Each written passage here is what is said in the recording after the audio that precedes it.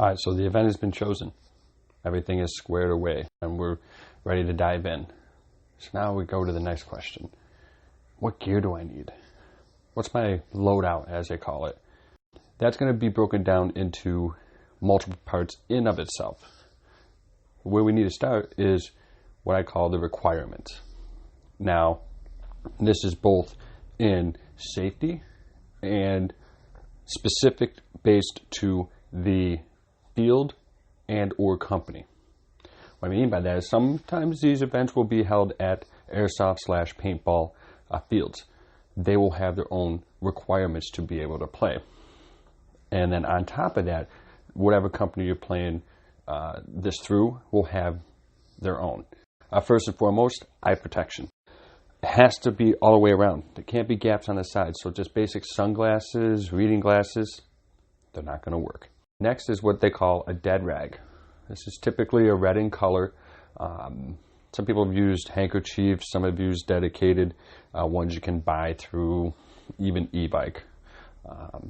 That also, though, that depends on the company. For example, Desert Fox, he does not use the traditional dead rags. He requires a high-vis vest or belt.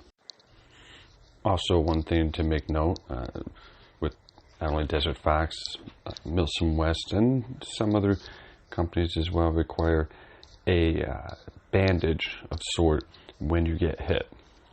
Some companies, what they play is you get one medic before you'd have to go back to respawn, or sometimes two.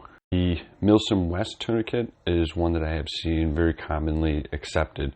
You're going to want to have that with you as well. That's going to be in the rule set. If you can't get one of those, just a simple ace bandage that you can get your big box stores often accepted as well. So when you're getting into these events, go to the rule set. Read them, and read them again. Make sure that you are within their guidelines. Next thing underneath that would be your uniform.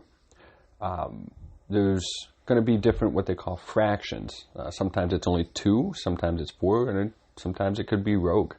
It could just be every man for himself.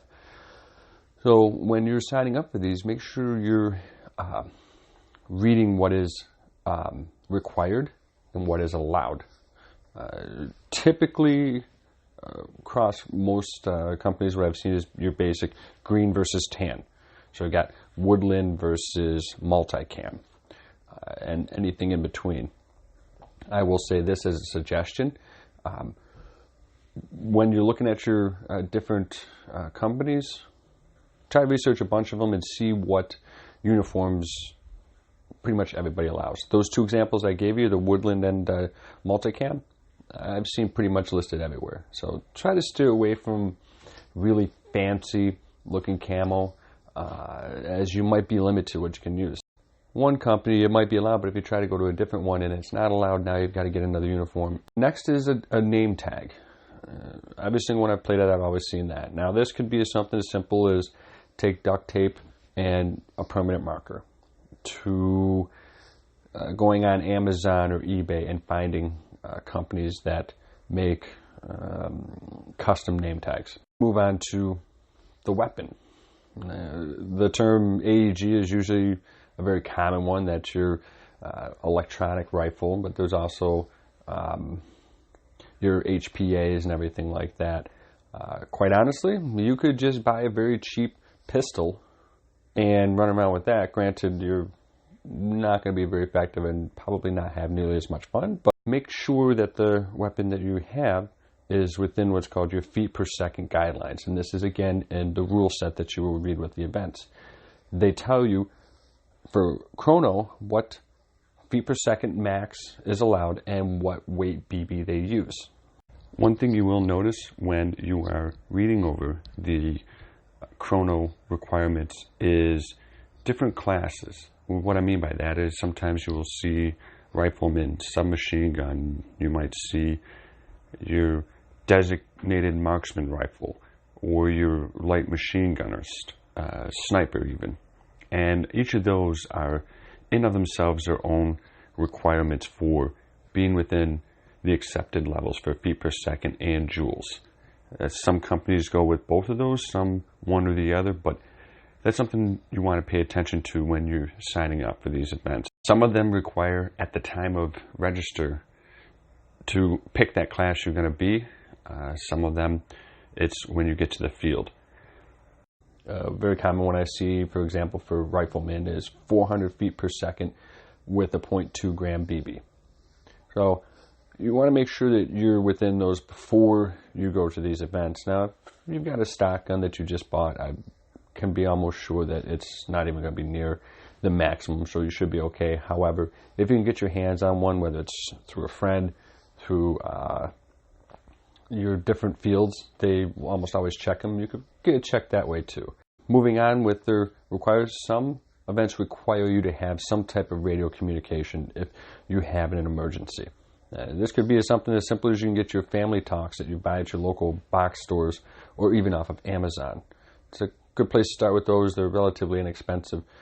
There's also some aftermarket radios that come from China. The name slips me at the moment, but I will post that. Next on the list is BBs. Almost every single event requires you to bring your own. They do not supply them. Now, that's not all. I have seen some events that they don't let anybody bring their own BBs in, and they have like a supply chain. I believe MilSim West is famous for that. The most important is your barrel bag. Always have one on you. Bring 2, bring 3. If you're even spotted walking around anyways without one of these on your AEG, your sniper rifle, whatever, you're going to get talked to very, very quickly. And you could even be escorted off the premises and told to never return. And you could even find yourself being blacklisted to where you could not play in any events. So it's a very, very serious requirement that all fields have. So take that very seriously and make sure that you always have that on you. Finally, last but certainly not least, is water. You need to bring water. You can do something as simple as a shaker bottle or just your typical plastic bottle that you would get at any gas station or store, and can bring that with you. So there you have it. That's the required gear that I have typically seen at a couple different locations and through a few different companies. So just to wrap it up, eye protection has to be fully sealed, a dead rag, high visibility vest or belt, MilSim West tourniquet or ace bandage, the proper uniform for which fraction you're going to play, a name tag, your weapon, a radio for emergency communication and also communication with your team. BBs, typically bio is what all fields want these days. Barrel bag, make sure you have 2, even 3. Anytime you are off that field, that needs to be on.